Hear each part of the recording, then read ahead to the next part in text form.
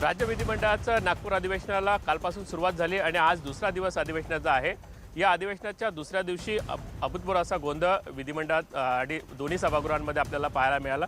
सर्वात महत्त्वाची गोष्ट म्हणजे विधानसभेमध्ये ज्या पद्धतीने विरोधक आमदारांनी या ठिकाणी वेलमध्ये येऊन गोंधळ घातला, अतिशय धक्कादायक अशा पद्धतीनं शिवसेना आणि भाजपच्या आमदारांमध्ये धक्काबुक्की देखील झाली। एक विधिमंडळाच्या कामकाजामध्ये आजपर्यंत अशा पद्धतीनं कुठेही वातावरण या ठिकाणी आलं नाही। आपल्यासोबत दोन ज्येष्ठ सदस्य आहेत, एक शंभूराजे देसाई आहेत आणि जयंत पाटील आहेत आणि आपले रिपोर्टर विवेक कुलकर्णी देखील आहेत। त्यांनी हे सगळं हे जे कामकाज आहे ते आज पाहिलं आहे। आपण आधी सुरुवात करूया की नक्की घडलं काय। विवेक, आज ज्या पद्धतीनं विधिमंडळाच्या कामकाजात हा सर्व गोंधळ घडला, नक्की काय झालं होतं? आपल्याला माहिती आहे की शेतकऱ्यांच्या प्रश्नाविषयी आम्ही आक्रमक होऊन भूमिका मांडणार, ही भूमिका भारतीय जनता पक्षानं मांडलेली होती। त्यांनी या पायऱ्यांवर देखील आंदोलन केलेलं होतं आणि उद्धव ठाकरे यांनी निवडणुकीपूर्वी एक घोषणा केली होती की प्रति हेक्टरी शेतकऱ्यांना 25,000चा भाव मिळाला पाहिजे, ते त्यांना दिलं पाहिजे, सरसकट कर्जमाफी झाली पाहिजे, अशी त्यांनी मागणी केली। मात्र ती मागणी करत असताना भारतीय जनता पक्षाच्या नेत्यांकडे एक बॅनर होतं आणि त्या बॅनरवर सामनामधली बातमी होती।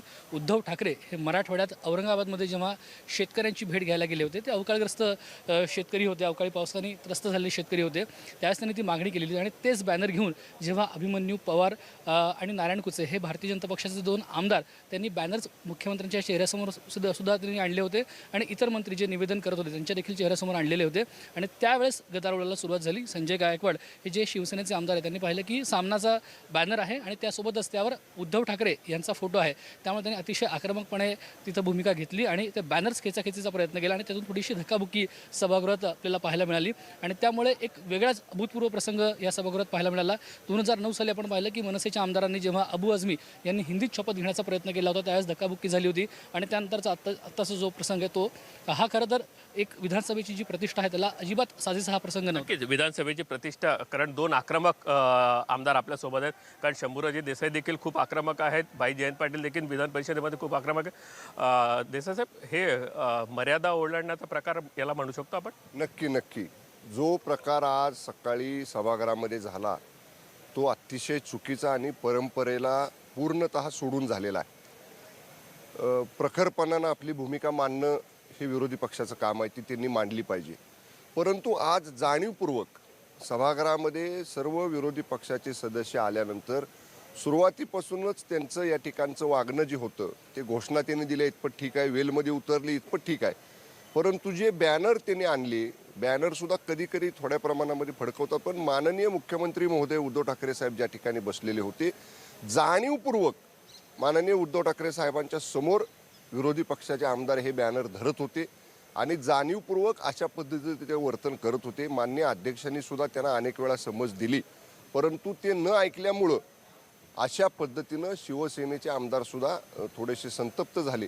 आम्ही आमच्या जागा सोडल्या नाहीत, सर्व विधानसभा सदस्य शिवसेनेचे महाआघाडीचे हे आपापल्या जागेवरच होते। परंतु जेव्हा हे लक्षात आलं की जाणीवपूर्वक हे माननीय उद्धव ठाकरे साहेब माननीय मुख्यमंत्री महोदयांच्या समोर बॅनर फडकावून बॅनर त्यांच्या समोर आणायचा प्रयत्न करतायत, तेव्हा आमचे काही आमदार हे ते बॅनर बाजूला करण्यासाठी म्हणून तिथं गेले। शिवसेनेच्या आमदारांनी कुठलीही मर्यादा ओलांडली नाही। आमच्या सभागृहाच्या नेत्यांना, आमच्या पक्षप्रमुखांना जर अशा पद्धतीचं जाणीवपूर्वक सभागृहामध्ये त्यांच्यासमोर बॅनर फडकवण्याचं काम करत असतील तर ते आम्ही कधीही सहन करणार नाही। नक्कीच सुरुवात तुम्ही केली असं त्यांचं म्हणणं आहे। असं की सुरुवातीचा किंवा शेवटचा विषय नाही आहे। बघा, माननीय अध्यक्षाच्या दरबारात आम्ही सगळे आमदार आहोत, अध्यक्ष आमचे मॉनिटर आहेत। समजा आमचं चुकलं, अध्यक्ष बघतील ना। अध्यक्षांनी सांगितलं होतं की तुम्ही जागेवर बसा। नियम 57 अन्वये माननीय विरोधी पक्ष नेत्यांनी चर्चेला सुरुवात केली। माननीय विरोधी पक्ष नेत्यांचा आवाज दाबण्याचा प्रयत्न यांनी सत्ताधाऱ्यांनी केला, अध्यक्ष त्यांना बोलू देत नव्हते। आता आमचं म्हणणं आहे की आमच्या नेत्याला बोलू द्यावं, म्हणून आम्ही विनंती अध्यक्षाला करत होतो। असं करत असताना बेलमध्ये आलो, ठीक आहे आमच्याकडे बॅनर आहे, बॅनर फडकावलं। काय होतं बॅनर? दैनिक सामनामध्ये माननीय उद्धवजींनी पक्षप्रमुख म्हणून मागणी केली होती किंवा घोषणा केली होती। बॅनर फडकवायला त्यांचा विरोध नव्हता, बॅनर थेट उद्धव ठाकरे यांच्या समोर जे फडकवलं त्या संदर्भात होता। त्यांनाही माहिती आहे उद्धवजींची आम्ही किती रिस्पेक्ट करतो, चांगलं माहिती आहे। मान्य उद्धवजींनाही माहिती आहे की मी त्यांचा किती रिस्पेक्ट करतो। आम्ही बॅनर फडकायचा अध्यक्षांच्या समोर बॅनर फडकावं लागलं ना, ते उभं आडवं करता करता उभं झालेलं आहे आणि उद्धवजींचा हे करण्याचा प्रश्न नाही आहे। ह्यांनी हे करू शकत नाहीत, हे हतबलता आहे। हात बोलता नाही नाही नाही नाही नाही हे बघा, हे आम्ही करू शकत नाही. हे पहिलं अधिवेशन आहे. सन्मान्य सदस्य भारतीय जनता पक्षाचे पवारसाहेब जे सांगतायत, हे पहिलं अधिवेशन आहे. आज दुसरा दिवस आहे आणि माननीय मुख्यमंत्री महोदयांची भूमिका ह्याच्यासाठी सतत या ठिकाणी सकारात्मकच आहे. जे मी बोललोय ते करणार हे पहिल्या दिवशीपासून मुख्यमंत्री पदाची शपथ घेतल्यापासून माननीय उद्धव ठाकरे साहेब सांगतायत. अधिवेशन सुरू आहे, मोठा निर्णय आहे हा. कदाचित अधिवेशनाच्या काळामध्ये माननीय मुख्यमंत्री महोदय आणि हे सरकार त्याच्या संदर्भातला निर्णय घेईल, परंतु हे करू शकत नाहीत. हातबलताय हे एका दिवसामध्ये कसं ओळखलं हे नाही. बरोबर. बाई एक सर्वात महत्त्वाचं, तुम्ही सर्व बाबतीत या ठिकाणी ज्येष्ठ आहेत, सभागृहात देखील आणि जे गटनेत्यांची बैठक होते त्यामध्ये देखील खऱ्या अर्थानं पहिल्या दिवशी, कारण आतापर्यंत एवढी अधिवेशनं झाली आहेत, पहिल्या दिवशी थेट अशा पद्धतीनं वातावरण निर्मिती करणं कितपत योग्य वाटतं तुम्हाला? नाही, माझं म्हणणं वेलमध्ये उतरवण्याचं जे काम आहे ते आत्मात्मक परिस्थितीमध्ये झालं पाहिजे. मी माझ्या 20 वर्षाच्या कारकिर्दीत कधी वेलमध्ये गेलो नाही. मी उभं राहिलो, आक्रमक बोललो असेल, परंतु वेलमध्ये मी जाण्याचं टाळलं. मी जेव्हा सुरुवातीच्या पहिल्या वर्षामध्ये 2001ला जेव्हा मी हाऊसमध्ये आलो, तर राष्ट्रवादीचे वसंत चव्हाण एक आमदार होते, माननीय पवारसाहेबांचे चांगले मित्र होते. आणि मी जेव्हा उभा राहिलो आणि पुढे जायला लागलो, तेव्हा त्यांनी मला हात ओढून खाली बसवलं आणि सांगितलं, तू पुढे जायचं नाही, आपण इथे वेलमध्ये जाण्यासाठी आलो नाही, तर लोकांचे प्रश्न मांडण्यासाठी आणि ते प्रभावी कसे मांडले जातील हे बघण्याचं काम आपण करायचं असतं. मी ते पक्क लक्षात ठेवलं. कितीही गोंगाट झाला, अभिमन्यू पवार हाऊसमध्ये यायचे, ते मुख्यमंत्र्यांचे चांगले मित्र होते त्यावेळी, आणि ते पण बघायचे. त्यांनी पण मला जवळजवळ 10 वर्ष हाऊसमध्ये बघितले. त्याच्या आधी ते हाऊसमध्ये यायचे की नाही मला माहिती नाही. मी कटाक्षाने कधी गेलो नाही. दुसरी गोष्ट आहे, हाऊसमध्ये आम्ही जनता निवडून देते, आम्हाला 15-20 दिवसाच्या वरती या सभागृहात काम करण्याची संधी एका सेशनला मिळत नाही. मी कधी या पायऱ्यांवर सुद्धा कमीत कमी बसलेलो आहे. कधी आम्ही क्रॉस करताना गेलो तर आम्हाला पायऱ्यावर ओढलं तर मी कधी क्वचित बसलो असेल, पण 2 मिनिटाच्या वरती कधी बसलो नाही. प्रश्न सोडवायचे आहेत, ते पायऱ्यावर बसून नाही. प्रश्न सोडवायचे आहेत, ते बोर्ड घेऊन सोडवायचे नाहीत. आपल्या प्रभावी वाणीने, आपल्या अभ्यासानं जर आपण त्या ठिकाणी प्रश्न मांडले तर निश्चितपणे आपण ते सोडू शकतो आणि ते सोडवण्यामध्ये मी यशस्वी झालेलो आहे. दुसरा मुद्दा, ह्या गदारोळ सुरू आहे त्यालाच माझा आक्षेप आहे. BJP हे साधन सुचितता पक्ष, व्यवस्थित म्हणजे शिस्तबद्ध रीतीनं आणि प्रामुख्यानं संघाच्या तालमीत झालेले 50% कार्यकर्ते आता एक्सपोर्ट केलेले वेगळे आहेत, पण 50% अभिनय पवार सारखे हे BJPत या तालमीतून, BJPच्या तालमीत होताना, ऐका मला माझं म्हणणं आहे का, तुम्ही तोडू नका मला, त्याच्यातून तयार झालेले कार्यकर्ते आहेत. त्यांच्याकडनं अपेक्षा वेगळ्या आहेत. त्यांच्याकडनं अपेक्षा महाराष्ट्राच्या जनतेच्या वेगळ्या आहेत की संघातून आलेला आम्ही बघितलं 15 वर्षापूर्वी, अगदी 95 साली बघितलं. मी 85 सालापासून तुमच्या बरोबर आलं. पुढे परंतु पुढे कर्जमाफी असे एकदम कोणी देत नाहीत. कर्जमाफी करायला अभ्यास करावा लागतो. मी एकच मुद्दा सांगतो जो राजेंनी सांगितला नाही. माननीय राज्यपालांनी आपल्या अभिभाषणामध्ये सरसकट कर्जमाफी करण्याची घोषणा केलेली आहे. राज्यपालांचं भाषण, अभिभाषण हे सरकारचंच भाषण असतं आणि ते त्या पद्धतीने सांगतात.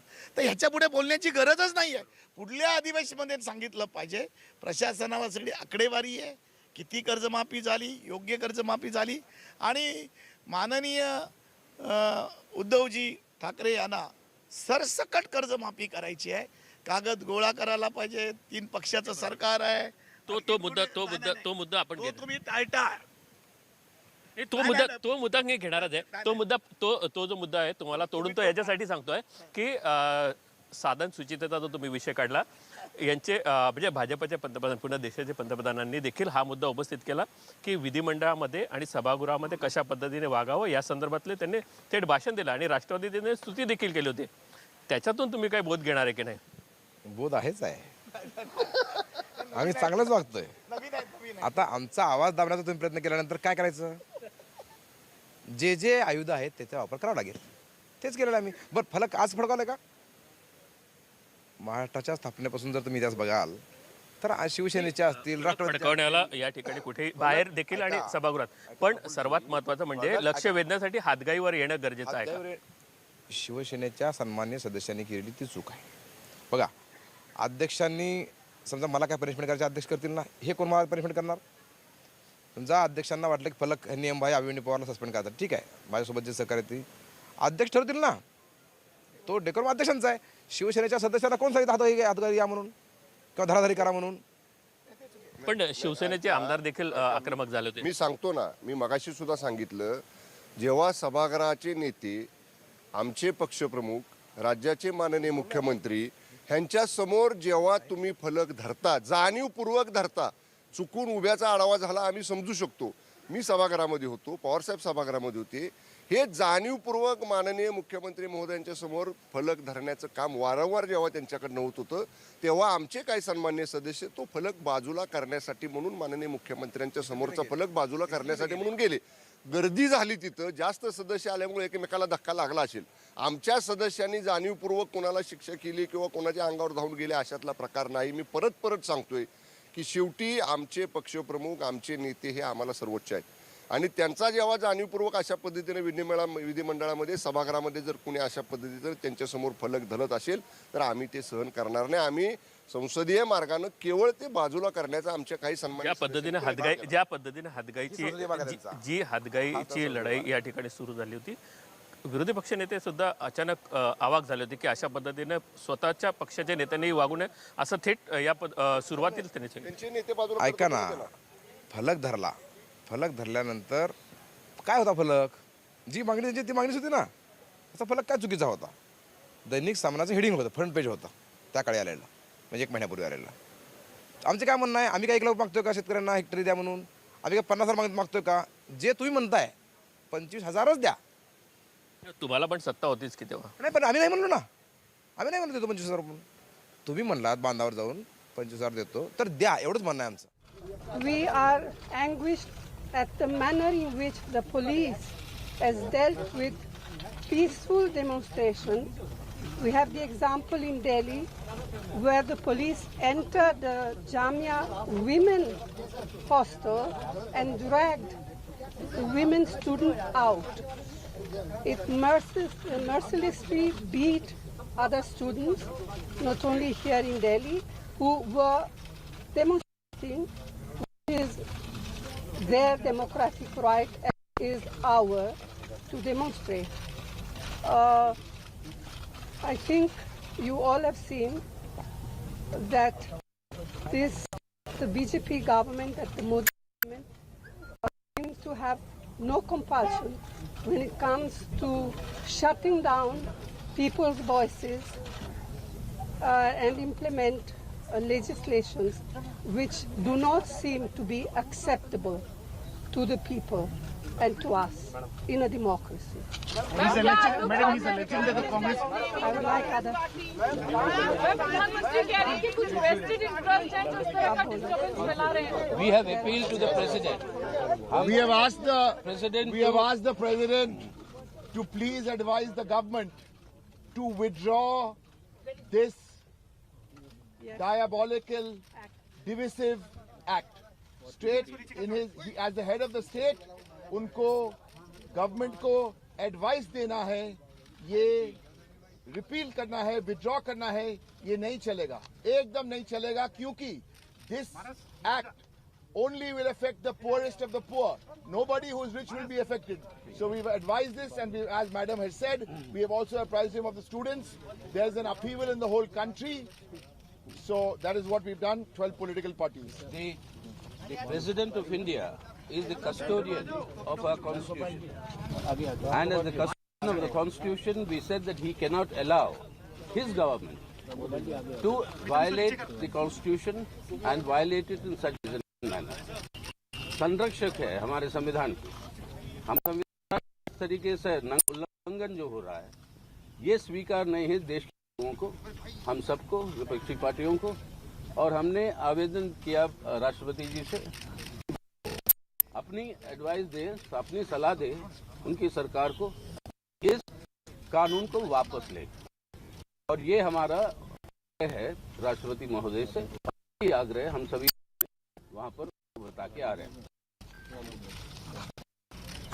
ये राष्ट्रपति महोदय से हम लोगों ने आग्रह किया कि जो आशंका हमने संसद के अंदर व्यक्त की, इस कानून के बनने के बाद देश में स्थिति पैदा हो, लोगों के मन में भय है और वो इस साल हो रहा है। ये देश को विघटन की तरफ लाने वाला कानून है और वो रजिस्टर एनआरसी वो और ये दोनों मिलकर देश के लोगों के मन में उन्होंने भय भर दिया है। और जब आतंकित लोग अंदर से हो जाते हैं और गवर्नमेंट कोई सुनने को तैयार होती है तो कितने परिणाम खराब होते हैं ये आप जानते हैं। और इतिहास अगर पढ़ा होगा और दूसरी तरफ के देखेंगे ये नॉर्थ ईस्ट को तो पूरी तरह से काट देश से। पाकिस्तान यही चाहता है और पड़ोसी देश भी यही चाहता है कि हमने देश को तोड़ा, हमारे देश तोड़ा, और ये मौका हमारी दे रही है। इसलिए हमने राष्ट्रपति महोदय से किया है कि वो हस्तक्षेप करें, गवर्नमेंट से कहें कि गवर्नमेंट 2 कदम पीछे हटे, इस विधेयक को वापस ले। देश में शांति ये चाहते हैं और देश को एकजुट रखना चाहते हैं। तो अगर केवल सत्ता में बने रहने के लिए देश को बांटने की कोशिश करते हैं तो अलग बात।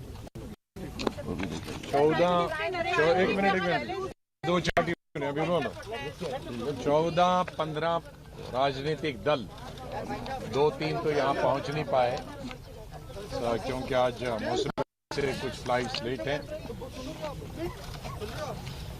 उन्होंने मेमोरेंडम दिया, कांग्रेस प्रेसिडेंट ने मेमोरेंडम सबकी पार्टीज की तरफ से दिया और मेमोरेंडम में क्या लिखा कि किस जल्दी से सरकार कितनी जल्दबाजी से काम कर रही थी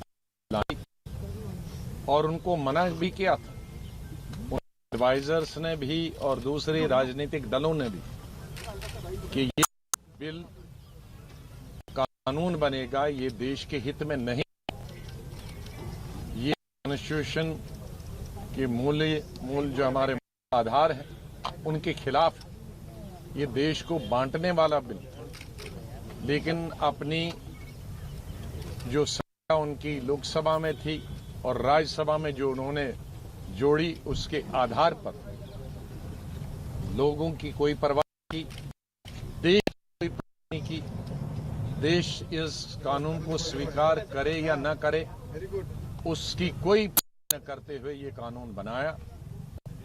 विपक्ष को, चाहे वो दक्षिण के से हो पश्चिम से हो, उन सबको ये मालूम कि देशवासी इस बिल को नकार देंगे। सभागृहातलं वातावरण कसं असावं या संदर्भातली आचारसंहिता देखील आहे। आमदारांनी कसं वागावं या संदर्भात बाहेर आणि सभागृहात कसं वागावं या संदर्भात देखील आचारसंहिता। विशेषतः बच्चू कडूंकडे जाऊया, कारण खूप आक्रमक आमदार म्हणून कायम त्यांचा परिचय आहे आणि थेट कानात वाजवण्यापर्यंत बच्चू तुम्ही अनेकदा हे प्रकार झालेत। पण सभागृहात वागताना ज्या पद्धतीने हातगाईची लढाई या ठिकाणी आज झाली ती होणं अपेक्षित आहे का? नाही, ते व्हायला नको, बरोबर आहे। सभागृह आखरी सभागृह आहे, पण मला एक आनंद त्याच्यातला आहे का ते शेतकऱ्यासाठी आक्रमक झाले आणि त्याच्यात काही फार गैरमानाची गरज नाही, पण त्याच्यात थोडं काय म्हणतंय मारामारीपर्यंत किंवा हात ओढेपर्यंत, बॅनर फाटेपर्यंत ते व्हायला नको, एवढ्याच अपेक्षा। आक्रमक होणं फार आवश्यक आहे। बगर आक्रमणाचं आणि रागाचं या देशात काहीच भेटत नाही आणि ते केलंय ते भाजपवाले करतं, याचा जास्त आनंद आहे शेतकऱ्यासाठी। त्यांनी काय केलं, कधी केलंच नाही आणि ते आता पहिल्यांदा करतं, कमसे कम सवय तर चांगली लागेल। नाही, पण त्यांची सत्ता होती तेव्हा त्यांनी कर्जमाफीचा मुद्दा समोर आणला नाही आणि आता थेट हाडामारीवर गोष्ट गेली आहे। कसं आहे, सत्ता गेल्यानंतर शेतकऱ्याची खूप आठवण येतात। या म्हणजे राष्ट्रवादी म्हणा का सगळेच पक्ष म्हणा, सत्ता आली का मग आम्हाला सत्तेतले, मी जयंतराव पाटलाचं पहिलं भाषण ऐकलं होतं सभागृहात, अर्धा तास शेतकऱ्यावर बोलले होते। म्हटलं 40 वर्षात तुम्ही शेतकऱ्यासाठी केलं नाही आणि भाषण मात्र अर्धा एक तास असं केलं। तुमचे सहकारी आता सहकारी असो काय, सत्य स्पष्टता पाहिजे, सत्य आहे। उद्या जर मी चुकत असेल तर माझ्याही कोणीतरी त्याच्यावर आवाज उठवला पाहिजे आखरी माझं असं म्हणणं आहे का जी सत्यता आहे त्याला आपण दूर जाता कामा नाही. जेव्हा भाजप इथं पैसे मागतं तर केंद्राला सुद्धा तुम्ही पत्र दिलं का नाही दिलं ते तपासलं पाहिजे.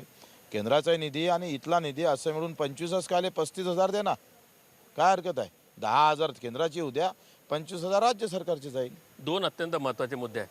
कारण शेतकऱ्यांच्या कर्जमाफीचा जो 7/12 कोरा करायचा होता, शिवसेना देखील तुमच्यासोबत होती, पण तो होऊ शकला नाही. तुम्ही नवीन सरकारला काही वेळ तर देऊ शकता की नाही? देशातली सर्वात मोठी कर्जमाफी देवेंद्रजींनी दिली. 7/12 कोरा करायचा विषय चालला. 7/12 कोरा शिवसेनेचं नारा आहे. आता 7/12 कोरा करून सगळ्याच्या शेत्या हडप करणार तर काय करणार माहीत नाही. कसा कोरा होणार 7/12. माननीय उद्धवजी म्हटले होते की चिंतामुक्त शेतकरी करू. आज शेतकरी प्रचंड चिंतित आहे. आज कसं आहे, खरीप गेल्यामुळं आता रबी तर चांगला आहे आणि रबीला पाणी द्यायला पाणीसुद्धा आहे आमच्याकडे, पण लाईट नाही. आता हा मुद्दा मी औषधाचा मांडला, उद्या परवा दिवशी घेणार आहे. परंतु अशा परिस्थितीमध्ये शेतकऱ्यांची खरंच म्हणजे माननीय उद्धवजी बांधावर गेले. शेतकऱ्याबद्दल संवेदना प्रचंड आहेत, त्यांना करायची तळमळ आहे. तर म्हणून तर त्यांना मुख्यमंत्री झालेत. आणि माझं म्हणणं की आता मुख्यमंत्री आपण जे तुमच्या इच्छा होत्या त्यासाठी हे करावं ते करावं ते करा. तुम्ही म्हणलं 25,000 देता, आमची घोषणा नाही आहे, तुमचीच घोषणा 25,000 देतात ते द्या, आमचं एवढं म्हणणं, बाकी काही म्हणणं नाही. 7/12 कोरा करणार की हडप करणार असा थेट आरोप केला. हे पहा, मी मगाशी पण सांगितलं, बोलायसाठी त्यांना काय ते म्हणू शकतात हडप करा का काय. शिवसेनेची भूमिका काय आहे, माननीय उद्धव ठाकरे साहेबांची भूमिका काय आहे हे महाराष्ट्रातल्या जनतेनं पाहिलेलं आहे. शेतकरी ज्या ज्यावेळी संकटात आला, शेतकऱ्यावर ज्या ज्यावेळी नैसर्गिक आपत्ती आली, त्यावेळी शेतकऱ्याला पहिल्यांदा मदत करण्यासाठी धावून जाणारा पक्ष शिवसेना आहे. शिवसेनेचे पक्षप्रमुख उद्धव ठाकरे साहेब शेतकऱ्याच्या बांधावर जाऊन त्याला आधार देण्याचं, दिलासा देण्याचं, धीर देण्याचं काम केलं. शेतकऱ्याला माफी नाही, कर्जमुक्त करण्याचा जो नारा, जी घोषणा उद्धव ठाकरे साहेबांनी केलेली आहे ती पूर्ण करण्यासाठी ते आणि शिवसेनेचा पक्ष आणि महाआघाडीचं सरकार हे कटिबद्ध आहे. मी मगाशी म्हटलं तसं पहिलं अधिवेशन आहे, आज दुसरा दिवस आहे. इतक्या लवकर पी हळद आणि हो गोरी ही मराठीतली म्हण आहे, असं लगेच होत नाही ना. हे या अगोदरच्या सरकारनं तिजोरीमध्ये काय ठेवलंय, तिजोरीत काय ठेवलं? अगोदरच्या सरकारनं तिजोरीमध्ये काय ठेवल्यापेक्षा मांडीला मांडी लावून तुम्ही कॅबिनेटला बसत होता, सहाय्य करत होतात, प्रोसिडिंग आहे, सगळं तयार आहे. तुम्ही कधी बोललं नाही त्या विषयावर, आता बरोबर बोलायला सुचलं तुम्हाला. आणि असं आहे की बघा, साधारण 93,000 हेक्टर जमीन बाधित आहे. 93,000 हेक्टर, ऐका, 93,000 हेक्टर बाधित आहे आणि त्याला 25,000 गुणलं तर साधारण 23,000 कोटी होते. आपण जिरायत बागायत करत नाहीये. जर बागायत केलं तर लय पुढे जाईल. याच्यावर भाई आणि बच्चू कडू हे दोन्ही चांगलं सांगतील. बाई दोघं एकत्र होते, आता विरोधात आहेत. एक म्हणतं आम्ही सत्ता मागच्या वेळी देऊ, आता हे म्हणतात आम्ही देऊ. नक्की या दोघांचं चाललंय काय? नाही, मला असं वाटतं, मला आत्तापर्यंत उद्धवजीचा जो स्वभाव मी पाहिला, मी नेहमी सांगत असतो का राजकारणातला हरिश्चंद्र माणूस आहे आणि अतिशय प्रामाणिक आणि भावनिक माणूस आहे. आणि मला पूर्ण आत्मविश्वास आहे का उद्धवजी 7/12 कोरा केल्याशिवाय थांबणार नाही, तो कोरा होणारच. त्याच्यानं थोडा वेळ, 1-2 महिन्यात हा 7/12 कोरा म्हणजे त्याच्यावर कुठलंच कर्ज सापडणार नाही आणि कुठलं कर्ज राहणार नाही. पण ही मलमपट्टी आहे, शस्त्रक्रिया बाकी आहे. शस्त्रक्रियासाठी मात्र मोठं काम करावं लागेल. बाई, एक सर्वात महत्त्वाचा विषय विधानसभेत तर आपण समजू शकतो, पण विधान परिषदेचं सभागृह आहे, वरिष्ठांचं सभागृह आहे. या सभागृहात देखील आज जो प्रकार घडला, अक्षरशः बॅनर आणले गेले आणि थेट फाडली गेली. कितपत आपण या संपूर्ण घटनेकडे पाहतात? नाही, त्याच्यावर आम्ही नाराजी व्यक्त केली आणि आमच्याकडे या खालच्या एवढा गोंधळ झाला नाही. आम्ही लगेच ते बॅनर त्यांना गुंडाळा करायला लावले आणि त्या पद्धती त्यांना विनंती केल्यानंतर त्यांनी ऐकलेलं आहे. अभिमन्यू पवार सांगतात, त्याच्यामध्ये आम्ही सांगितलेलं आहे, यावरच्या सभागृहात सातत्यानं मी 10 वर्ष मांडत आलेलं आहे की MMRD डेव्हलप करण्यासाठी तुम्ही FSI वाढवताय, MMRD डेव्हलप करण्यासाठी सरकारची जमीन विकताय आणि मुंबई शहर आणि आजूबाजूचा भाग तुम्ही डेव्हलप करताय, करोड रुपये गोळा करतात.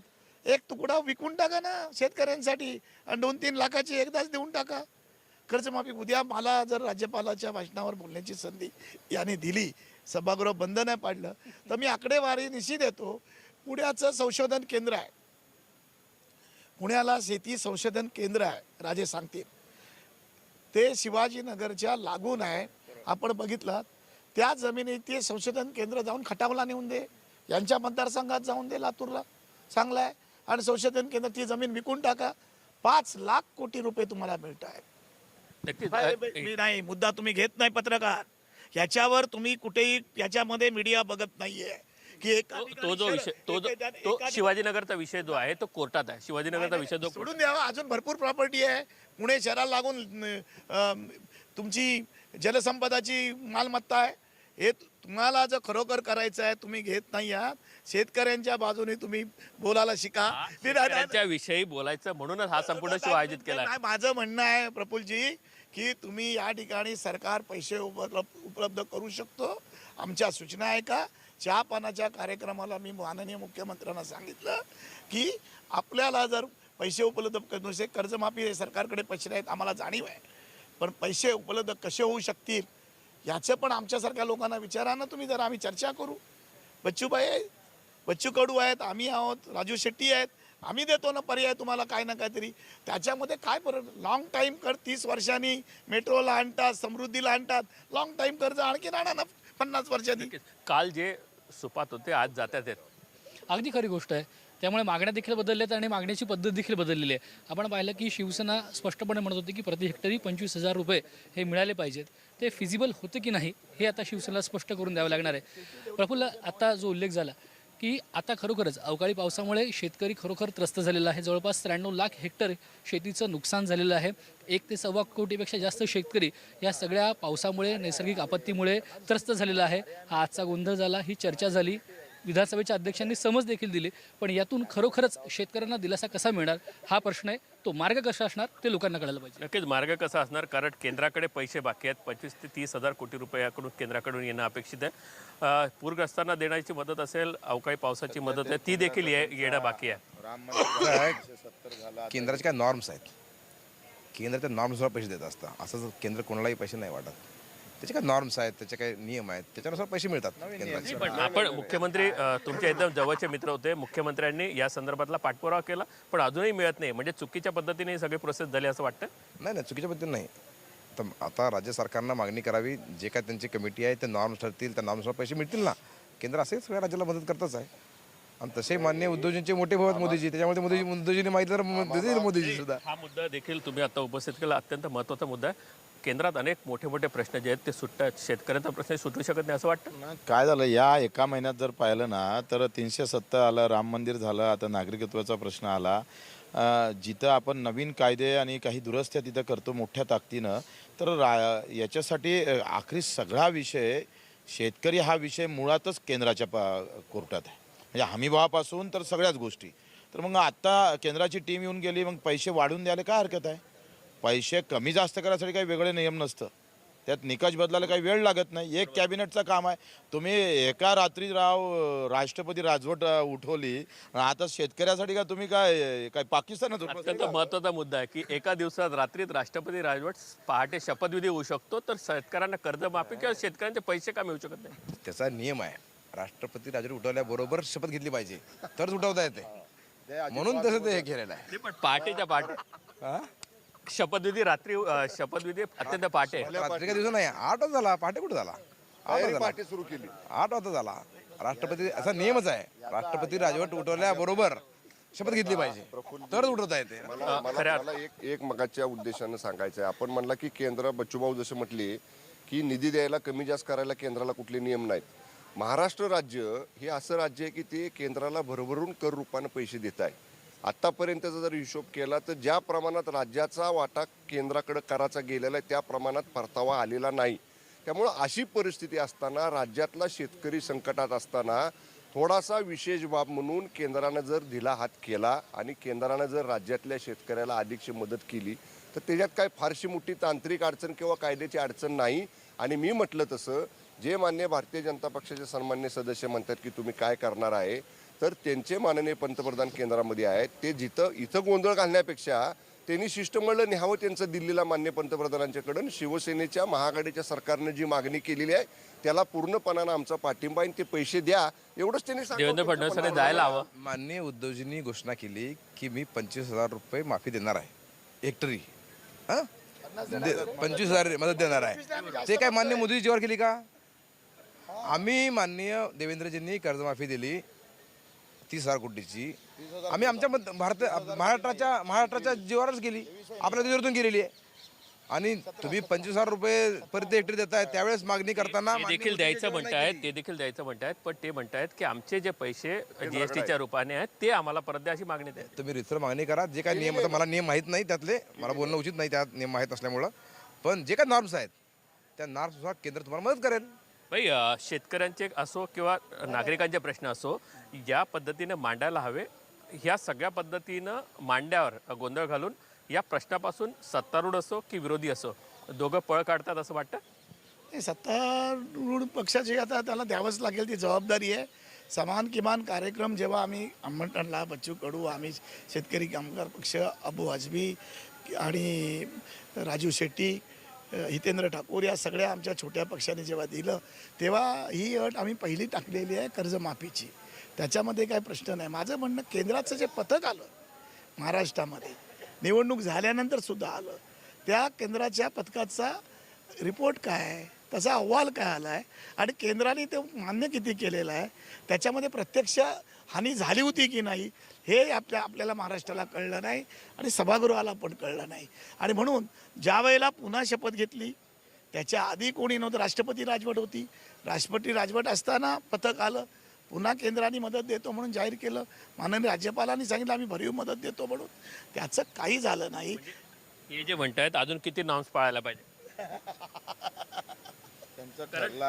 तीन वेळा पथक घेऊन गेलं, सगळे कागदपत्र गेली आहेत. 8,000 रुपये प्रति हेक्टर दिलेलेच आहे ते ऑलरेडी डिस्पोज झालेलंच आहे ते.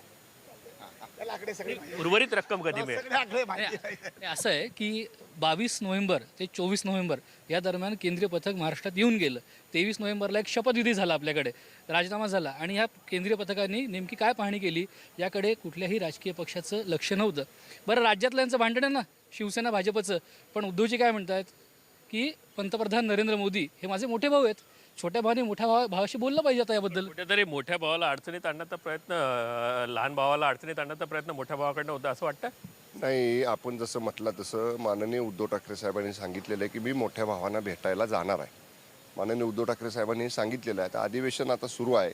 कदाचित नजीकच्या काळात या शेतकऱ्यांच्या माफीच्या संदर्भामध्ये किंवा केंद्राकडनं जे येणं राज्याला आहे, केंद्राकडचं जे येणं राज्याला आर्थिक रूपाचं आहे त्याच्या संदर्भामध्ये जरूर माननीय मुख्यमंत्री महोदय हे केंद्राकडे जातील. त्याच्यामध्ये माननीय पंतप्रधान म्हणून त्यांना भेटण्याला माननीय मुख्यमंत्री उद्धव ठाकरे साहेबांना कुठली अडचण नाही. शेतकऱ्यासाठी राज्यातल्या जरूर ते माननीय पंतप्रधानांना भेटतील आणि जे आमचा हक्काचं आहे, राज्याच्या हक्काचं आहे, ते राज्याच्या हक्काचं सत्वर द्या. कारण जीएसटीचं आपण पाहिलं, जीएसटीचा परतावा जो 15,000 कोटी रुपयांचा मिळायला पाहिजे होता तो नाही, त्यातला 4,000 कोटी फक्त आता मिळाला आहे. त्यामुळे जे आमचं हक्काचं आहे ते द्या. आणि अधिक मी मगाशी म्हटलं तसं राज्य एवढं मोठं आहे, राज्याने एवढी मोठी आतापर्यंत कर रूपाची भरणा केंद्राकडे केलेला आहे. राज्य अडचणीत असताना, राज्यातला शेतकरी अडचणीत असताना थोडासा अधिकचा वाटा जर दिला तर त्यात काही गैर नाही. तो सुद्धा मागण्याचं काम आम्ही केंद्राकडे नक्की या ठिकाणी करू. बच्चू, तुमची तिसरी टर्म या ठिकाणी आहे. जर पाहिलं चौथी टर्म आहे, 3 टर्म कारभार पाहिला आहे, कुठेतरी जी आक्रमकता आहे 2 सत्तारूढ पक्षाची, विरोधी पक्षाची अतिशय टोकाला जाताना ह्या गेल्या वर्षभरापासून आपल्याला पाहायला मिळते. माझं असं मत आहे की आता जे अधिवेशन झालं, पहिले जेव्हा आपण शपथविधीच्या वेळेस पाहिलं तर किमान नवीन सरकार आहे, नवीन मुख्यमंत्री आहे, तर थोडा वेळ तिथं द्यायला पाहिजे. हा तो जो काही एकदम ॲक्टिव्हपणा वाढलेला आहे तो थोडासा बरा नाही. काल सावरकर जींचा टोप्या घालून आले, आज अधिक कालचा सावरकरांचा विषय संपून गेला आणि आता शेतकरी मदतीचा विषय आला आणि तोही चर्चा न होता वास्तविक चर्चा झाली असती तर उभ्या महाराष्ट्राला माहीत झालं असतं का नेमके काय मुद्दे आहे, त्याच्यावर उत्तर भेटलं असतं. आणि ते उत्तरही ऐकायची तयारी नसेल आणि ज्यांनी 5 वर्ष मागची काढली, आता काळजीवाहूमध्ये ते सरकार होतं. 76 घंटे मुख्यमंत्रीसुद्धा राज्याचे देवेंद्रजी होते आणि म्हणून त्यांना थोडीशी सबुरी मला वाटतं ठेवणं अत्यंत आवश्यक आहे. नक्कीच अत्यंत महत्त्वाचा मुद्दा या ठिकाणी केला की चर्चा व्हायला हवी, पण चर्चा होण्यासाठी कुठेतरी आमदारांचा अभ्यास कमी पडतोय का, नवीन आमदारांचा अभ्यास कमी पडतोय का, या मुद्द्यांवर देखील आपण या ठिकाणी चर्चा करणार आहोत. सभागृहाचं कामकाज कसं चालायला पाहिजे आणि आंदोलन करताना किंवा आपली मागणी मांडताना हातगाईची लढाईपेक्षा वैचारिक चर्चा या ठिकाणी झाली पाहिजे, हा मुद्दा देखील आपला महत्त्वाचा आहे. भाई, यापूर्वी आपण जो संदर्भ घेतला होता बी डी देशमुखांचा असेल, नरसाई आवडामांचा असेल, आम्हाला आठवतं की जेव्हा इथे बी टी देशमुख उभे राहत असेल, नरसाई आडम विधानसभेत उभे राहत असेल तर आम्ही अक्षरशः पळत गॅलरीत जायचो. कुठेतरी अभ्यास जो आहे तो नवीन आमदारांचा कमी पडतोय का? नाही, नवीन आमदारांपेक्षा आज मीडियाला जबाबदारी असं मला वाटतं. तुम्ही नको त्याला जास्त प्रसिद्धी देता. आज जे अभ्यासू बोलतात त्याच्यावर बोललेले आहे त्याची चर्चा कुठे होत नाही. जे खरोखर ग्रामीण भागातल्या किंवा शहरात भागातल्या जे गोरगरिबांचे त्याला कष्टकरी पण अभ्यासू जास्त आमदार इथे दिसत नाही, तोच तर महत्त्वाचा मुद्दा आहे. नाही मीडिया बघा, मीडियाला अभ्यासू दिसत नाहीत. उलट हे क्वालिफाईड आमदार आहेत, पण जी बांधिलकी पाहिजे, चळवळीतून आलेले आमदार आहेत, वैचारिक बैठकीतून आलेले आमदार आहेत, नंतर अभ्यास वर्गातून तयार झालेले आमदार आहेत. त्याचा निश्चितपणे फरक दिसतो. नक्कीच म्हणून भाई आहेत, शंभूराजे आहेत, आजच्या चर्चेमध्ये सहभागी आहेत, कारण अभ्यासू आमदारांनाच आम्ही बोलवलेला आहे. नाही, शंभूराजांनी वगैरे चांगलं काम केलेलं आहे. त्यांची तिसरी पिढी आज काम करते आहे. त्यांची वेगळी परंपरा आहे, वेगळी पकड आहे आणि डोंगराळ भागात त्यांनी काम केलेलं आहे. त्यांचं वैशिष्ट्य आहे, त्यांच्या आजोबांनी जे काम केलेलं आहे, आमचे कौटुंबिक संबंध होते माझ्या वडिलांचे, ते बाळासाहेबांचे वेगळे होते. वेगळे काम आणि विशेषतः प्रस्थापितांच्या विरुद्ध लढणारे म्हणून बाळासाहेब देसाईंचा एक वेगळा त्यांचा दबाव आणि ओळख होती. आणि म्हणून मला वाटतं हे पण होतील. अभिमन्यू पवारांकडनं पण माझ्या अपेक्षा आहेत, निश्चितपणे ते काम करतील. प्रशासनाचं भरपूर ज्ञान त्यांना मिळालेलं आहे. मुख्यमंत्र्यांबरोबर ते आधी मित्रही जास्त आहे. नाही, मित्र असले तरी ते विद्यार्थी चळवळीमध्ये पण त्यांनी काम केलेलं आहे पहिल्यापासून. नवीन आहेत, अमुक आहे, त्याच्यामध्ये काय उलट अशा आमदारांना आमच्यासारख्या ज्यांनी विधिमंडळात काम केलं त्यांनी प्रोत्साहन दिलं पाहिजे. चूक आहे तिथे चूक सांगितली पाहिजे, नसतीच चूक आपली कबूल केली पाहिजे. आम्ही पण त्यांच्या वेळेला असताना ह्या चुका केलेल्या आहेत, आक्रमक झालेलं आहे. बच्चू वगैरे आम्ही पण आक्रमक झालेलो आहोत. पण नवीन पिढी आमच्यापेक्षा जास्त होईल असं मला वाटतं, कारण त्यांना जास्त शिक्षण आहे, जास्त अनुभव आहे. नंतर त्यांना आधुनिक जे इंटरनेट आणि याचं जे ज्ञान मिळालेलं आहे त्याचा लगेच रेफरन्स काढला जातो आणि म्हणून या सगळ्या गोष्टीचा निश्चितपणे फायदा होईल. लायब्ररीमध्ये यांनी बसलं पाहिजे. आम्ही लायब्ररीचे मागचे संपूर्ण उतारे देऊन आम्ही काम करतो आणि आपली कामं देताना तुम्ही प्रशासनाकडे जाताना व्यक्तिगत काम किती, आपल्या फायद्याची कामं किती, हे पण प्रशासनाकडे देताना टाळलं पाहिजे. ते मी टाळलेलं आहे. म्हणजे अभिमन्यू पवार होते 5 वर्ष, आपण कधी व्यक्तिगत काम घेऊन गेलो नाही, कुठलं काम गेलो नाही. तर या पद्धतीचं काम आपण केलेलं आहे आणि त्याची प्रतिमा निश्चितपणे प्रशासनीय यंत्रणेवर मिळते आणि त्याचा आनंद मी स्वतः व्यक्तिगत उपभोगत आहे आज. नक्की शंभूराजा, हा देखील अत्यंत महत्त्वाचा विषय आहे की ज्या पद्धतीने दरारा, एक तर सभागृह नेते असतील त्यांचा तर आहेच आहे, पण ज्या पद्धतीने गटनेते आहेत आणि विरोधी पक्ष नेते आहेत, यांनी देखील आपल्या आमदारांना शिस्त कशी असावी, त्यांनी कितपत या ठिकाणी गोंधळ घालावा, कुठेतरी मर्यादा घालून दिली पाहिजे. नाही, निश्चितपणानं सर्व पक्षनेत्यांनी आपापल्या विधानसभा सदस्यांना अधिवेशन सुरू होण्यापूर्वीच नियमानुसार कामकाज करण्याच्या सूचना किंवा तशा पद्धतीचं बैठकीमध्ये चर्चा झालेली आहे. भाई जयंत पाटील साहेब मगाशी म्हणाले तसं, विशेष करून आता आमची 3री टर्म आहे. पहिल्या टर्मला मी निवडून आलो त्यावेळी मला उत्कृष्ट संसदपटूचा पुरस्कार या विधिमंडळातला मिळालेला आहे. माननीय विधानसभा सदस्यांनी भाई म्हटले तसं जर लायब्ररीचा जास्तीत जास्त वापर केला आणि जी आयुध विधिमंडळातले आहेत त्याचा विधिमंडळातल्या नियमानुसार आपले सगळे प्रश्न सुटायला निश्चितपणानं मदत होती. मी 2004 ते 2009 पहिल्या टर्मला निवडून आलो, विरोधी पक्षाचा आमदार होतो. पण विरोधी पक्षाचा आमदार असताना सुद्धा त्यावेळी मी विधिमंडळातल्या वेगवेगळ्या आयुधांचा वापर करून 217 कोटी रुपयांचा निधी हा थेट विधिमंडळातल्या आयुधांचा वापर करून 5 वर्षामध्ये नेला होता. त्यामुळं निश्चितपणे या विधिमंडळातल्या सर्वोच्च सभागृहाचा शिस्तबद्ध पद्धतीनं वापर केला. आपण मगाशी म्हणालात की अभ्यासू संख्या कमी दिसते, आता सुरुवात आहे ह्या सत्राची. आणि नवीन आलेले मान्य आमदार हे जेव्हा विधिमंडळाचं कामकाज पाहतील, जुने 2-2, 3-3 टर्म झालेले आमदार कसं काम करतायत, कसे प्रश्न मांडतायत, कसे सोडवून घेत आहेत, निश्चितपणे हाही फरक आपल्याला पुढच्या अधिवेशनामध्ये नव्या आमदारांच्या मध्ये ह्या विधिमंडळातल्या पाहायला मिळेल. नक्कीच नव्या आमदारांना एवढी आयुध या ठिकाणी सर्वच आमदारांना असताना कुठेतरी शिकण्याची जी सुरुवात आहे ती केली जाईल असं वाटतं. बिलकुल मान्य भाईंनी सांगितलं, मान्य शंभूराजांनी सांगितलं ते मी बिलकुल ऐकेल. मी लायब्ररीत जाईल, अभ्यास करेल आणि अभ्यास करूनच करेल. आणि आजचं हे जे काय घडलं हे काय ठरवून नाही झालं. प्रफुल्ल, आम्ही आमच्या नेत्याला बोलू द्यावं म्हणून आम्ही मेलमध्ये आलो, ते झालेलं नाही. आणि माननीय अध्यक्षांनी समज मलाही दिलेली आहे, समोरच्याही माणसाला समज दिलेली आहे आणि मान्य अध्यक्षांनी दिलेली समज मीही गंभीर्याने घेतलेली आहे आणि माझ्याकडून चूक होणार नाही याची मी पुढे काळजी घेणार आहे. खरं म्हणजे बच्चूभाऊंकडनं शिकायला पाहिजे की आक्रमकता कुठे असायला पाहिजे आणि कुठे बॅलन्स साधला पाहिजे. तुम्ही काय मार्गदर्शन करा? मला वाटतं विधानसभेचा ढाचाच बदलणं गरजेचं आहे, रचनाच बदलणं गरजेचं आहे आणि हे सगळे ईश्वर चिठ्ठीवर आहे. अर्ध कामकाज ईश्वर चिठ्ठीवर आहे. तारांकित प्रश्न ईश्वर चिठ्ठीवर, अर्धा तास चर्चा ईश्वर चिठ्ठीवर, अर्धे अधिक आयुध आम्ही पाहतो ईश्वर चिठ्ठीवर होतात. आणि इथं हा ढाचा थोडासा बदलणं गरजेचं आहे. त्याचा नवीन काही आयाम या विधानसभेला दिला पाहिजे. उद्या पुऱ्या अधिवेशनामध्ये हजारो आश्वासन दिलं जातं. एका इकडे मंत्री म्हणतं, मला तर कित्येक उदाहरण आम्ही पाहतोय.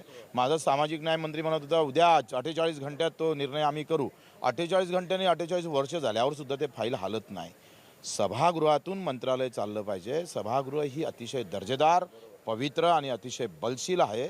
आता चुकतं असं का मंत्रालयातून सभागृह जेव्हा चालतं तेव्हा ते चुकतं. आणि म्हणून अध्यक्षांनी किंवा या सगळ्या याच्यामध्ये याचा पूर्ण त्याचं म्हणतं ना पुनर्रचना याची होणं गरजेचं आहे. आता ही कुचकामी ठरत आहे. आता सभागृहातून मंत्रालय चालत नाही हे या राज्यातलं या देशातलं सगळ्यात मोठं दुर्दैव आहे. भाई अत्यंत महत्त्वाचा मुद्दा मांडला आहे की ज्या पद्धतीने आयुधांचं जर सोडवणूक आयुधांच्या मार्गाने देखील होत नसेल, आता तुम्ही आश्वासन समितीवर देखील होतात, 6,000 हजार आश्वासनं जी आहेत ती अजूनही पेंडिंग पडलेली आहेत. नाही, प्रशासनावर पकडणं आहे. मी नेहमीच बोलत असतो. मी सभागृहामध्ये जे बच्चूकडून सांगितलं ती खरी गोष्ट आहे. प्रशासनावर आपला दबाव नाही आणि लोकप्रतिनिधींचा सन्मान आणि त्यांचे जे मांडलेले विचार आहेत आणि त्यांनी केलेल्या सूचना आहेत ह्याची अंमलबजावणी या ठिकाणी खऱ्या अर्थानं होत नाही. पण तुम्ही मगाशी म्हणालेत की जुन्या लोकांचं, मी या विधानमंडळामध्ये याच ठिकाणी परिसरात आले तर माझे काका दत्ता पाटील आमदार होते. ते लाईनला उभे राहायचे लक्षवेधीच्या. तेव्हा PA नव्हते, तेव्हा आमदारांना PA नव्हते. ते स्वतः लावायचे DB पाटील आणि सकाळी 5 वाजता उठून 6 वाजता पहिली लक्षवेधी कशी लागेल, 289 आपला नंबर पहिला कसा लागेल हे बघायचे. आणि त्यावेळचं काम ते आमच्या डोळ्यासमोर आहे म्हणून आम्ही त्या पद्धतीचं काम करतो आहे. आज तसं नाही आहे आणि त्याच्यामध्ये आम्हाला यंत्रणा नवीन शिकार मिळालेली आहे, आधुनिक यंत्रणा मिळालेली आहे. त्याचा परिपूर्ण फायदा खऱ्या अर्थानं घेतला पाहिजे. जर आताच्या यंत्रणेमध्ये कार्यक्षम जर PA असेल, आपला स्वीय सहाय्यक असेल तर आपलं काम आणखीन प्रभावी होऊ शकतं असं मला वाटतं. चर्चा कितीही झाली असेल तर अभिमन्यू पवार हे नवीन आहेत. मी त्यांना शुभेच्छा देतो. ते या पुढल्या 5 वर्षापर्यंत जेव्हा आपण पुन्हा मी असलो नसलो तरी मी जेव्हा येईन तुमच्याकडे कधी TVवर तर त्यांच्या कामामध्ये निश्चित फरक असेल. कारण ते जिद्दीचे आहेत. चुकतो आम्ही पण चुकलेलो आहोत, पुढे पण चुका होतील का सगळ्यांना. आणि पवार काय नाही आहे, सगळे तो महाराष्ट्र हे मी काय बोलत नाही. परंतु त्यांच्याकडनं माझ्या वेगळ्या अपेक्षा आहेत. त्यांच्या नदीने कारण ते ज्या मतदारसंघातून निवडून आलेत, प्रस्थापितांच्या विरुद्ध येऊन तिथे काम करणं आणि निवडून येणं हे पण मोठं एक काम आहे. हवा होती, मोदींची होती, देवेंद्र फडणवीसांची होती, कोणाची होती, BJPची आम्हाला माहिती नाही. पण शेवटी एवढ्या लहान महिन्यात प्रशासकीय कामात काम करत असताना तिथल्या ठिकाणी यांना कधी रविवारी मी फोन करायचो, शनिवारी फोन करायचो तर हे लातूरला असायचे. बरोबर, जद्दीच्या प्रश्न म्हणून त्यांच्याकडनं मला आज संपूर्ण महाराष्ट्र आम्हाला बघतोय तर अभिमन्यू पवारसारखे आमदार याच्या पुढे महाराष्ट्राला वेगळं योगदान देऊन महाराष्ट्रातल्या गरीब शेतकऱ्यांचे, कष्टकऱ्यांचे प्रश्न प्रभावी पाडण्याची प्रेरणा निश्चितपणे घेतील. झालेल्या चुकीतून ते काहीतरी नवीन बोध घेतील ही अपेक्षा मी या ठिकाणी व्यक्त करतो. 2 दिवस वाया गेलेले आहेत कामकाजामध्ये. कामकाज होऊ शकलं असतं, प्रश्न सोडायला काहीतरी मार्ग निघाला असता. निश्चितपणे आता सभागृहामधली चर्चा असेल किंवा आत्ताची ही चर्चा असेल याचा उद्देश एकच आहे की जे सर्वसामान्यांचे प्रश्न आहेत, जे शेतकरी आहेत. आता आज आपण चर्चा करतोय काही आमदारांबद्दल, पण जवळपास 1.25 कोटी शेतकरी जर अवकाळी पावसाने त्रस्त असतील आणि इतर सुद्धा लोकांचे जर प्रश्न असतील तर सभागृहातली चर्चा असेल किंवा आपली चर्चा असेल, उद्देश हाच आहे की लोकांचे प्रश्न शेवटी सोडवले गेले पाहिजे. आणि त्यासाठीच त्यांचाही प्रयत्न आहे आणि आपलाही प्रयत्न आहे की आपल्या माध्यमातून आपण लोकांपर्यंत अधिक जागा द्यायचा प्रयत्न करतो. आम्ही जेव्हा सभागृहाचं कामकाज बघतो तेव्हा आम्हाला याची जाणीव आहे की अनेक सभासद असतात, सदस्य असतात आणि त्यांना बोलायला वेळ कमी मिळतो. आपल्या माध्यमातून त्यांचे विचार आपण लोकांपर्यंत पोहोचले पाहिजेत आणि जास्तीत जास्त प्रश्न लोकांचे कसे सोडले जातील हा सगळा प्रयत्न असला पाहिजे. नक्कीच चर्चा सुरू होईल उद्यापासून. हा सगळा गोंधळ थांबेल असं वाटतं. आमची तर सरकार बाजूची चर्चा करायला आणि चर्चेला उत्तर द्यायला केव्हाही तयारी आहे. आजही माननीय राज्यपालांच्या अभिभाषणावरची चर्चा निर्धारित होती, परंतु ती आता पुढे ढकललेली आहे. राज्य सरकार हे सकारात्मक आहे. विशेष करून माननीय मुख्यमंत्री महोदय हे सातत्यानं या ठिकाणी सांगतायत की जे जे प्रश्न समोर येणार आहेत त्याला तोंड देणं आणि सकारात्मकदृष्ट्या राज्यातल्या जनतेला दिलेलं आश्वासन पूर्ण करणं हे टॉप प्रायोरिटीवर प्रथम प्राधान्यावरती माननीय मुख्यमंत्री महोदयाच्या आणि ह्या महाआघाडी सरकारच्या आहे. त्यामुळं विरोधकांना, माननीय विरोधी पक्षाच्या सन्मान्य सदस्यांना माझीसुद्धा विनंती राहील की आपण उद्यापासून रितसर चर्चेमध्ये सहभाग घ्यावा. मगाशी म्हटलं तसं जी आयुध आहेत त्या आयुधांचा वापर करून आपले प्रश्न, आपल्या सूचना ज्या काही सरकारकडे काढायच्या त्या आपण कराव्यात. हे सरकार हे अतिशय संवेदनशील आहे. माननीय मुख्यमंत्री महोदय हे निश्चितपणानं जे बोलतात ते करून दाखवतात, ही त्यांची या ठिकाणी महाराष्ट्राने ख्याती पाहिलेली आहे. त्यामुळं आपण चर्चेमध्ये या चर्चा करा. माननीय मुख्यमंत्री महोदय आणि हे सरकार निश्चितपणानं राज्यातल्या शेतकऱ्याला आणि सर्वच राज्याच्या जनतेला जे जे करता येण्यासारखं शक्य आहे ते करण्यासारखी नक्की खऱ्या अर्थानं सक्षम विरोधी पक्ष या ठिकाणी आहे. जवळपास 116च्या वर सदस्य आहेत. खूप मोठ्या प्रमाणामध्ये प्रश्न या ठिकाणी सुटायला हवेत, पण अशा पद्धतीने प्रश्न न सुटता संविधानाच्या मार्गाने या ठिकाणी प्रश्न सुटेल असं वाटतंय. निश्चितच उद्या माननीय राज्यपालांच्या अभिभाषणावर मीही काही सुधारणा दिल्यात. मलाही वेळ मिळाला तर मी 10-15 मिनिट बोलणार आहे, पण माझ्याही काही सुधारणा त्याच्यामध्ये आहेत. असं आहे की शेवटी आता भाई म्हणल्याप्रमाणे माझ्या मतदारसंघातल्या माझा 100% मतदारसंघ ग्रामीण आहे. मला शेतकऱ्यांनी प्रचंड आशेने निवडून दिलेलं आहे. शेवटी आम्ही शेतकऱ्याचा आवाज इथे उठवणार तर कुठं उठवणार आहे? शेवटी शेतकऱ्याची वकिली कुठं करायची? इथेच करायची ना. शेवटी माझी मागणी काय होती? शेतकऱ्यांना जे बोलत तेच द्या म्हणतो ना. आम्ही वेगळे काहीच म्हणतच नाही आहे. शेवटी माझं भांडण हे शेतकऱ्यासाठीच आहे, शेतकऱ्यासाठी राहणार आहे. आणि उद्याच्या जे माझ्या राज्यपालांच्या अभिभाषणावर काही सूचना आहेत, काय माझ्या सुधारणा आहेत, त्याही मी मुद्दे मांडले आहेत. उद्या माझ्या औचित्याचा मुद्दा पण परवा दिवशी मी घेतलेला आहे. शेवटी आज बघा, आज पाणी आहे पण तू द्यायला लाईट अवेलेबल नाही आहे. 5 वर्ष तुमचं सरकार होतं. आम्ही केलं ना, जे जे शक्य आहे ते माननीय देवेंद्रजींनी केलेलं आहे. हे सोबतच होते. आता किती जरी वेगळं बोलत असले, आता जरा संगत अनैसर्गिक केल्या नाही काय म्हणतात नॅचरल जस्टिस नाही, अनैसर्गिक सरकार सध्या म्हणजे काय म्हणतात त्याला बोलायचं कामच नाही. नैसर्गिक न्यायानं ते असं म्हणतात की आम्ही खूप काही दिलंय असं वाटतं, सगळं दिलंय आणि प्रश्न सुटले. नाही ना, का माझं असं मत आहे, सगळ्याच गोष्टी जर त्याला तर खूप मोठी वेगळी चर्चा करावं लागेल. 5 वर्षात काय दिलं आणि किती काल उद्धव ठाकरे यांनी स्पष्टपणे सांगितलं, मी मराठवाडा आणि विदर्भाचा आढावा घेतला आणि यांनी काय काय दिलं, काय काय कागदावर, या सगळ्या गोष्टी ज्या आहेत त्या मी तयार करून ठेवल्यात. कुठेतरी त्याची संकेत एका तासात 10 मिनिटातली चर्चा नाही होणार. त्याच्यासाठी एक मोठी चर्चा मला वाटतं आयोजित आपण केली पाहिजे. कारण आपण उडता आढावा घेतला, जरी आज माझ्याजवळ कित्येक उदाहरण आहे. पालकमंत्र्यानं ज्याला प्रमाणपत्र दिलं कर्जमाफीचं त्यालाच कर्जमाफ झालं नाही, असे कित्येक उदाहरण आपल्याला सांगता येईल. पण मुळात मी काय सांगतोय का प्रशासनातलं, आता तुम्ही विधानसभेमध्ये जेव्हा आम्ही चर्चा करतो तर विधानसभेमध्ये अर्धाधिक तास जे धोरण आहे ते राबवलं नाही म्हणून चर्चा होते. आणि ही सगळ्यात मोठी आम्ही पाहतोय विधानसभेचं फसलेला गेम आहे. चर्चा विधानसभेमध्ये धोरणावर झाली पाहिजे, कायद्यावर झाली पाहिजे. आणि इथं चर्चा प्रशासन एवढं निर्लज्ज झालं का मी तर सांगतोय का इथं राष्ट्रपतीने लष्कराची राजवट लावली पाहिजे. टोकाची भूमिका या ठिकाणी बच्चू कडू मांडतात. खऱ्या अर्थानं सर्व जे लोकप्रतिनिधी आहेत, लोकांचे प्रश्न सुटावे यासाठी विधिमंडळात येत असतात. पण खऱ्या अर्थानं प्रश्न सुटवण्यासाठी अनेक मार्ग जे आहेत ते संविधानिक पद्धतीने आहे. फक्त संविधान पद्धतीने या ठिकाणी प्रश्न सोडवले गेले पाहिजे. हातगाईवर न जाता चर्चेने देखील प्रश्न सुटू शकतात. एवढंच जे आहे ते आजच्या या चर्चेचं